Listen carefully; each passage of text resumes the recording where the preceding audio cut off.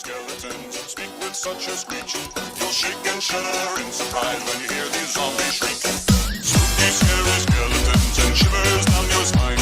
Shrieking skulls will shock your soul and seal your doom tonight. Spooky, scary skeletons.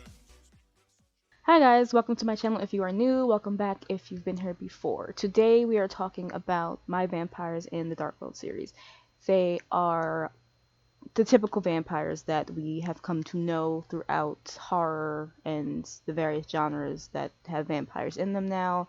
But my vampires are pretty much my metaphor for anxiety and dread, anxiety and guilt.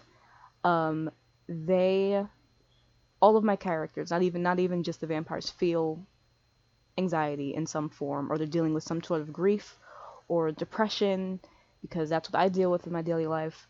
So that's all I know how to write about, besides blood and death. But they are in a long time since I wrote the Blood Talk blog post on My Vampires in the Dark World series. So I thought I would make a video explaining how exactly my vampires fit into the larger vampire world of literature. So my vampires deal with the typical mythos of the aversion to sunlight.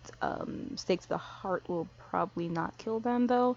They don't like sunlight. They don't have reflections.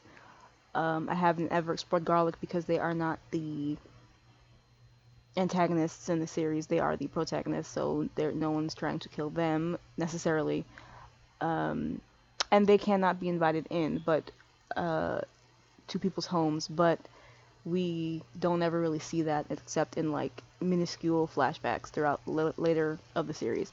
So my vampires all deal with anxiety and all of my characters do, but mostly my vampires deal with anxiety and depression.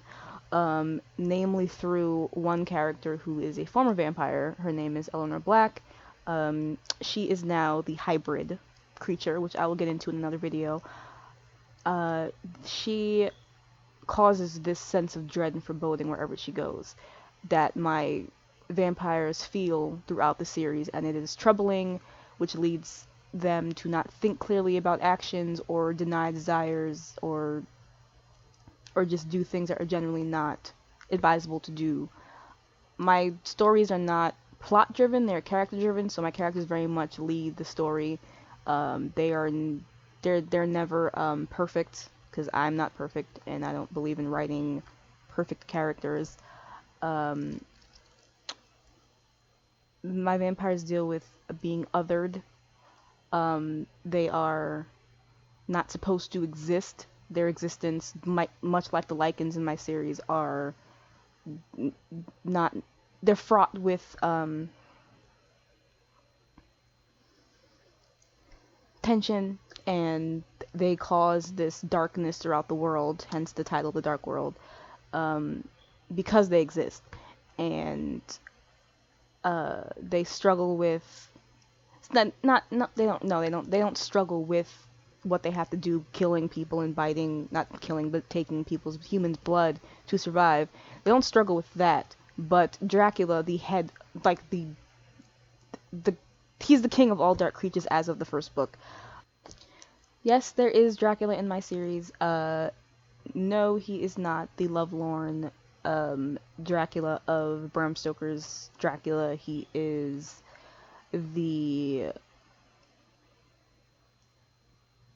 a very troubled, anxiety-ridden creature man who is ruled by his secrets and the weight of being the first of what he is, the first of his kind, and the weight of what he has to deal with in being this abomination propels him to do the things he does throughout the series and the first book, which propels all of the actions in the series completely. He is pretty much the catalyst for everything that happens, and it is up to the remaining vampires in the vampire order to either deal with what Dracula has left them with, or turn their backs on it. But there is a cost to either action because there's a new threat to the world because of Dracula's secrets, and now these vampires that are left have to deal with all the secrets that Dracula kept, didn't tell them, and it's, without spoiling anything, it's very drastic and life changing, and it really challenges the remaining vampires to question what it means to be a vampire, what it means to exist as they are. It's very existential stuff. This is for a debut series, it is pretty heavy, if I do say so myself.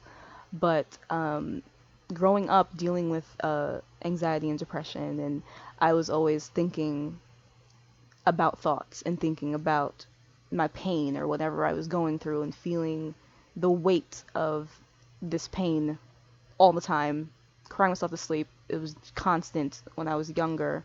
It's getting better as I get older.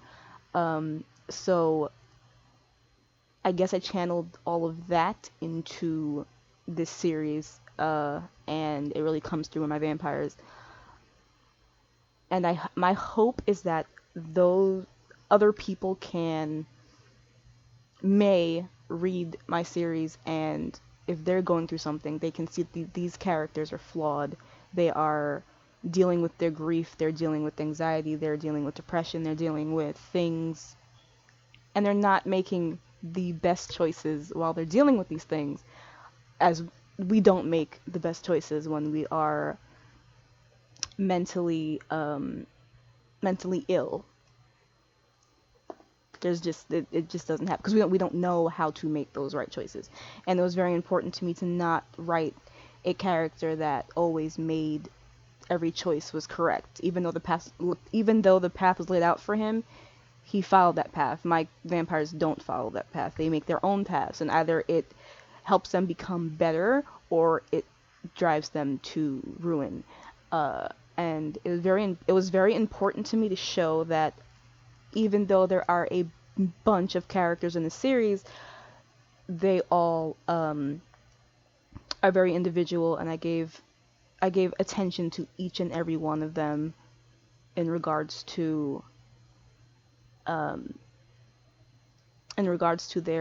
storylines, and making sure that they felt authentic and their grief was real and their anxiety was made sense in terms of like how I deal with it. It's and the story does get darker as it goes along, but yeah, my vampires are the top of the food chain, so to speak, in the dark world. Next are the LYCANs, who they are constantly at war with, and below them are the enchanters, who enchant the items, jewelry, necklaces, rings for the vampires to wear and able to walk on the surface and hold false positions of title as humans, masquerading as humans. Yeah. They are fun to write about, flawed, and it's through them that I've worked, as I've written this series, I've worked through navigating existence in the physical world for me, which has always been tough, and coming to terms with the fact that feeling the way I feel and dealing with depression and anxiety and being different isn't so much a burden as it is simply the way one is. And either this is destructive and that's when it has to change, or you can integrate it into your personality in a way that won't harm anyone else or yourself, and you can accept it, accept the difference that these things cause if you're able to handle it. So that is the whole premise of the series is, are these creatures, vampires and lycans, do they deserve to continue living even though their existence literally darkens the world? And some other creatures, dark creatures, think that they should be killed, vampires shouldn't exist, and others want to help them because they see, despite the blood drinking, that these vampires have reason, they feel emotion, even though it's super suppressed from regular human emotion, and they are just existing. So, yeah, those are my vampires, and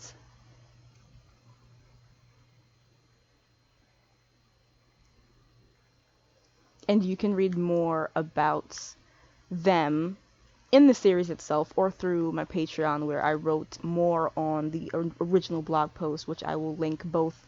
I will put both links in the description box below, so you can get more reading on them if you want. The links to the books are in the description box as well, and I hope that my vampires, if you do read them, and if you do deal with depression, anxiety, or any other mental illness, you find solace in the fact that these creatures, these monsters, I hate using that term, these monsters are flawed, they are troubled, but they still go on despite the numerous ailments, both physical and mental, that are assailing them, and they have to literally save the world. Whatever that means for them or the world, they're trying to save it the best way they know how. I hope that reading their journey and its end helps you come to terms with your own mind, as writing the series has for me. Thanks for watching, and I will see you in the next video. Bye.